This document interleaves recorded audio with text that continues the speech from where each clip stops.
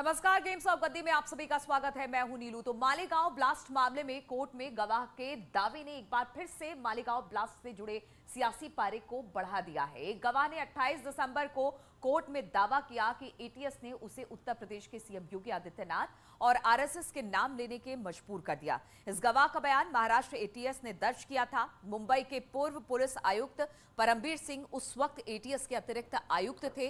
उन्होंने 2008 के मालेगांव विस्फोट मामले की जांच की थी। परमबीर सिंह जबरन वसूली के कई मामलों का अभी सामना कर रहे हैं। गवाह ने स्पेशल एनआईए कोर्ट में गवाही दी कि एटीएस के तत्कालीन वरिष्ठ अधिकारी परमबीर सिंह और एक अन्य अधिकारी ने उसे उत्तर प्रदेश के मौजूदा मुख्यमंत्री योगी आदित्यनाथ और इंद्रेश कुमार समेत आरएसएस के 4 नेताओं का नाम लेने को कहा था। तो 28 दिसंबर को कोर्ट में किया गया था दावा। हम आपको बता दें, मालेगांव ब्लास्ट में गवाह का दावा था और 28 दिसंबर को कोर्ट में यह दावा पेश किया गया। हालांकि एटीएस ने योगी आदित्यनाथ का नाम लेने को कहा था। इस बात का गवाह ने जिक्र किया। उन्होंने कहा कि जबरदस्ती दबाव बनाया गया ताकि एटीएस ने कहा कि योगी आदित्यनाथ का नाम लो। आरएसएस के नेताओं के नाम लेने के लिए मजबूर भी किया गया था। इस तरह का गवाह का आरोप था। उन्होंने कहा, गवाह ने बयान दिया कि महाराष्ट्र एटीएस ने दर्ज किया था मामला और कहीं ना कहीं दबाव बनाने की कोशिश थी कि आरएसएस और योगी आदित्यनाथ का नाम लिया जाए। परमबीर सिंह एटीएस के अतिरिक्त आयुक्त थे उस वक्त। उनका भी जिक्र बार बार इस मामले में आ रहा है। 2008 के मामले में मालेगांव विस्फोट मामले की जांच की थी। तब की बात है जब परमबीर सिंह ने इस बात की जांच की थी। परमबीर पर जबरन वसूली के अभी कई मामले चल रहे हैं। उनको फरार भी किया घोषित किया गया था, लेकिन बाद में उन्होंने कहा कि नहीं, मैं फरार नहीं हूं, मैं जरूर आऊंगा, अभी मैं छुट्टी पर हूं। गवाह के स्पेशल एनआईए कोर्ट ने भी अब इस पर गवाही दी है। तो ये तमाम मामले अब खुले हैं। मालेगांव ब्लास्ट से जुड़े हुए परमबीर सिंह और एक अन्य अधिकारी ने दबाव बनाया था। ये सारी बातें अब खुलकर सामने आ रही कि किस तरह से इस पूरे मामले में दबाव बनाया गया था। योगी आदित्यनाथ, इंद्रेश कुमार का नाम लेने को कहा गया था और इसी के बाद अब गवाह इस बात से मुकर गया है। आरएसएस के नेताओं का नाम लेने को कहा गया था। तो ये तमाम बातें निकलकर सामने आई है। चलिए इसी पर देखते हैं एक रिपोर्ट।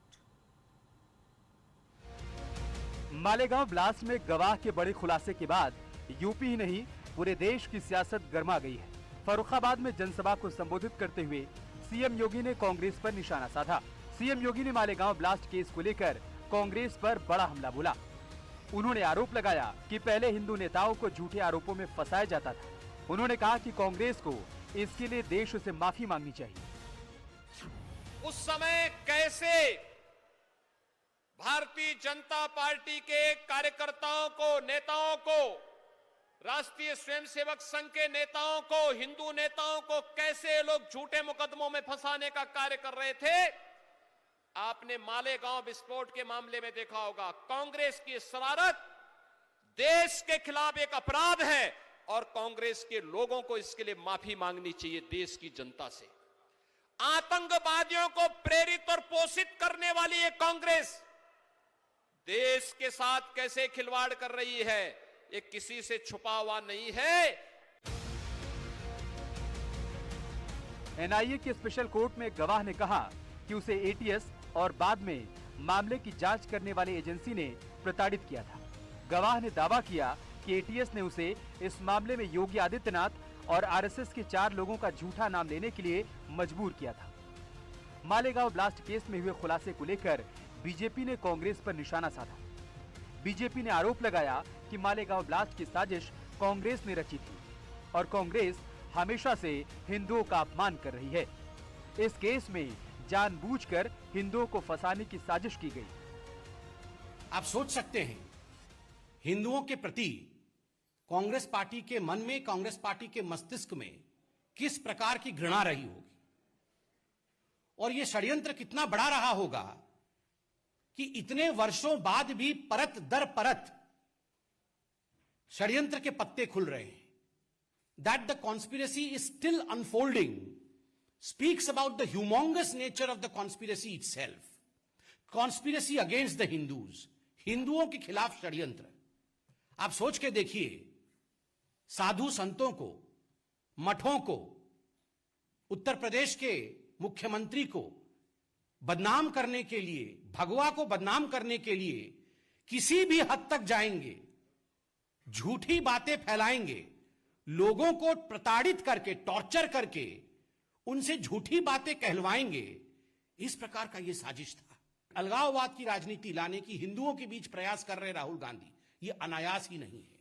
हिंदुओं के ऊपर कुठाराघात करना, यही ध्येय कांग्रेस पार्टी का है। अब इसको लेकर सियासत भी तेज हो गई है। बीजेपी ने जहां इसको लेकर कांग्रेस पर हमला बोला और देश से माफी मांगने के लिए कहा, तो वहीं विपक्षी नेता इसकी टाइमिंग पर सवाल खड़े कर रहे हैं। मौलिक एफआईआर के अंदर मेरा या योगी आदित्यनाथ का नाम भी वो इंक्लूड नहीं कर सके, क्योंकि उनका कोई प्रमाण नहीं था। इसलिए झूठ पर झूठ बोलना। इसलिए मैं ये कहूँगा, बार बार उनके कारनामे खुलकर सामने आ रहे हैं। इन सब दलों ने और नेताओं ने देश से माफी मांगनी चाहिए। सब जानते हैं, पूरा देश जानता है कि कांग्रेस ने कितना घिनौना कृत्य किया था और उसका परिणाम फिर सामने आया है कि जो गवाह हैं उनके ऊपर दबाव, आज चूंकि वहां पर इनकी अलायंस की सरकार आई है ना, तो उन पर फिर दबाव बनाया जा रहा था कि आप ऐसा ऐसा नाम लीजिए। तो ये सब पूरे देश देख चुका है और इसीलिए आज कांग्रेस हाशिए पर पड़ी है, क्योंकि आज राष्ट्रहित की सरकार है, अखंड भारत की विचारधारा की सरकार है। जिसकी सरकार है ना, इसके पहले 4 जजेस कोर्ट से निकल कर बोल चुके हैं कि ये लोग सारी संस्थाओं को, सरकारी संस्थाओं को अपने हाथ में लिए हुए हैं। विटनेस को अगर चाहिए करना है और अगर ये होता है तो जो ब्रेन मैपिंग होती है ना, उसकी ब्रेन मैपिंग कर दो, दूध पानी में सामने आ जाएगा। 48 लोगों की मौत हुई। 2008 में यहां पर बॉम्ब ब्लास्ट हुआ मालेगांव में, दोबारा 8 लोगों की मौत हुई। अब ये तमाम विटनेस अगर हॉस्टाइल हो रहे हैं तो इसका मतलब ये है कि ये केस खत्म हो जाएगा। फिर किसने किया मालेगांव 2006 किसमें किया? 48 लोग मर गए, उनकी फैमिली को कौन जवाब देगा? मालेगांव 2008 में 8 लोग मौत हुई, कौन किया? क्या साध्वी प्रज्ञा ठाकुर के नाम पे वो मोटरसाइकिल है नहीं है? अब इस मामले के खुलासे के बाद उत्तर प्रदेश में विधानसभा चुनाव 2022 को लेकर बीजेपी और विरोधी दलों को एक और मुद्दा मिल गया है। वे चुनाव के प्रचार में इस बयान का अपने अपने हिसाब से इस्तेमाल कर सकते हैं। न्यूज़ 18 के लिए ब्यूरो रिपोर्ट। और समाजवादी पार्टी के कार्यकर्ताओं पर संगीन आरोप लग रहे हैं। प्रधानमंत्री मोदी की रैली को लेकर साजिश के आरोप लग रहे हैं। कानपुर में प्रधानमंत्री मोदी की रैली में क्या कुछ हुआ वो हम आपको बताएं। कानपुर में प्रधानमंत्री की रैली में फसाद की साजिश रची गई थी और इसमें 5 एसपी कार्यकर्ताओं को गिरफ्तार किया गया।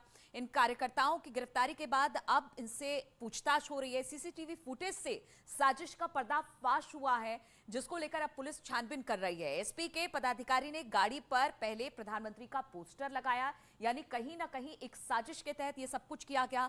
प्रधानमंत्री का पोस्टर लगाकर गाड़ी में उसके बाद तोड़फोड़ की गई है, क्योंकि सीसीटीवी में जो तस्वीरें आई हैं वो ये सब बयां कर रही हैं कि किस तरह से पहले प्रधानमंत्री का फोटो लगाया गया, तोड़फोड़ की गई और गाड़ी में आग लगाकर वीडियो को वायरल किया गया, ताकि किसी तरह की वहां पर जो सामाजिक सौहार्द है वो बिगड़े। बीजेपी कार्यकर्ताओं को उकसाने के लिए ये आरोप था, क्योंकि संबित पात्रा ने भी कल इसको लेकर प्रेस कॉन्फ्रेंस किया था और इस प्रेस कॉन्फ्रेंस के बाद कहा गया कि किस तरह से एक फसाद फैलाने की कोशिश थी। जरा देखिए रिपोर्ट। कानपुर में प्रधानमंत्री मोदी की रैली में फसाद करने की साजिश रची गई। इस मामले में पुलिस ने 4 समाजवादी पार्टी कार्यकर्ताओं को गिरफ्तार किया है। सीसीटीवी फुटेज से साजिश का पर्दाफाश हुआ है।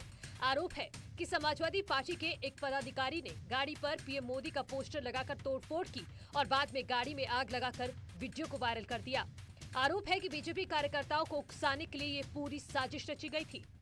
ये जांच की है, हम लोगों ने उस गाड़ी को भी बरामद कर लिया है और जो लोग वीडियो में दिख रहे थे 8 लोग तोड़फोड़ करते हुए, उनमें से 4 को हमने अभी तक गिरफ्तार कर लिया है। हमने सभी 8 को चिन्हित कर लिया है। बाकी 4 की भी गिरफ्तारी शीघ्र ही की जाएगी और जो भी विधिक कार्यवाही है उसे आगे किया जाएगा। अंकुर पटेल की है और पूछताछ में ये हमें मालूम चला है कि अंकुर पटेल 2019 से 20 तक समाजवादी पार्टी के पिछड़ा वर्ग प्रकोष्ठ के सचिव रहे हैं, जिला सचिव। तो ये कुछ ना कुछ कहीं ना कहीं एक साजिश समझ में आ रही है। देखिए, अभी जांच हम लोग कर रहे हैं और इससे संबंधित सभी तथ्य जो है आपको दिए जाएंगे। बीजेपी नेता संबित पात्रा ने इसको लेकर समाजवादी पार्टी पर निशाना साधा। उन्होंने कहा कि समाजवादी पार्टी की गुंडागर्दी की साजिश बेनकाब हो गई और ये साबित हो गया कि लाल टोपी खतरे की निशानी है। कि दरअसल ये जो गाड़ी थी, ये भारतीय जनता पार्टी के किसी कार्यकर्ता की गाड़ी नहीं थी। ये गाड़ी भी समाजवादी पार्टी के ही कार्यकर्ता की गाड़ी थी। ये गाड़ी समाजवादी पार्टी के छात्र सभा के दूसरे नेता, जिनका नाम अंकुर पटेल है, ये उनकी गाड़ी थी और इस गाड़ी को कामोफ्लाज किया गया था।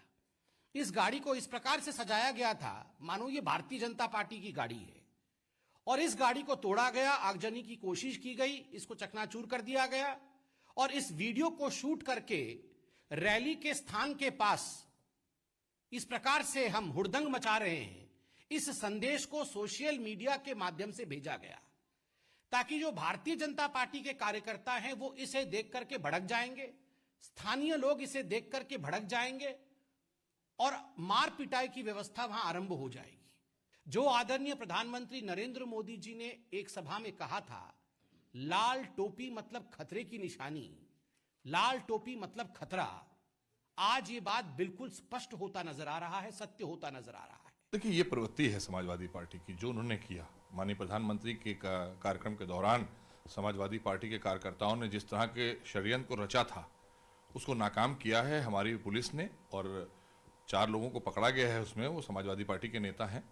और ये बड़ा दुर्भाग्यपूर्ण है कि ऐसे लोगों ने जिन्होंने सत्ताएं चलाई हैं, तो आप समझ सकते हैं कि उत्तर प्रदेश की स्थिति 17 से पहले जो थी, अब आज जो भी कानून को बंधक बनाएगा उसके खिलाफ कार्रवाई होगी। ये योगी सरकार है, ये मान रहे हैं कि हमारी हार हो गई है, तो इसलिए ये सांप्रदायिक माहौल खराब करना चाह रहे हैं। कोई उपद्रव करा दें, कोई दंगा करा दें, कोई बड़ी घटना करा दें, लेकिन इनको पता होना चाहिए भारतीय जनता पार्टी की सरकार है, यहाँ कानून का राज है। आदरणीय योगी जी के नेतृत्व में कानून अपना कड़ाई से काम कर रहा है और ऐसे लोगों को बख्शा नहीं जाएगा उत्तर प्रदेश में।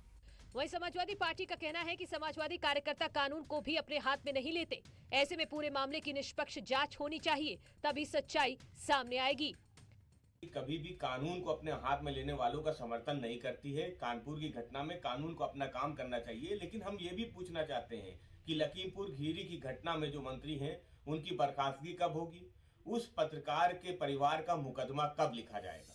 पीएम मोदी की कानपुर रैली में फसाद कराने के लिए जो बड़ी साजिश रची गई थी, उसका पर्दाफाश यूपी पुलिस ने सीसीटीवी कैमरे और वीडियो फुटेज के आधार पर किया। आरोप ये लग रहे हैं कि पीएम मोदी की रैली से ठीक पहले कानपुर के नौबस्ता में समाजवादी पार्टी के नेता ने खुद अपनी ही गाड़ी पर पीएम मोदी का पोस्टर लगाकर जमकर तोड़फोड़ की और आगजनी भी की। इसमें उनके साथ दूसरे एसपी नेता भी शामिल थे। आरोप है कि एसपी नेताओं ने तोड़फोड़ और आगजनी का वीडियो रैली से ठीक पहले वायरल भी किया गया। वीडियो के जरिए बीजेपी कार्यकर्ताओं को उकसाने की साजिश थी। रैली में आए लोगों को उग्र करने और रैली में हिंसा कराने की साजिश रची गई थी, लेकिन पुलिस की मुस्तैदी से कोई अप्रिय घटना नहीं हुई। न्यूज़ 18 के लिए ब्यूरो रिपोर्ट। और रुकेंगे यहाँ पर छोटे से ब्रेक के लिए।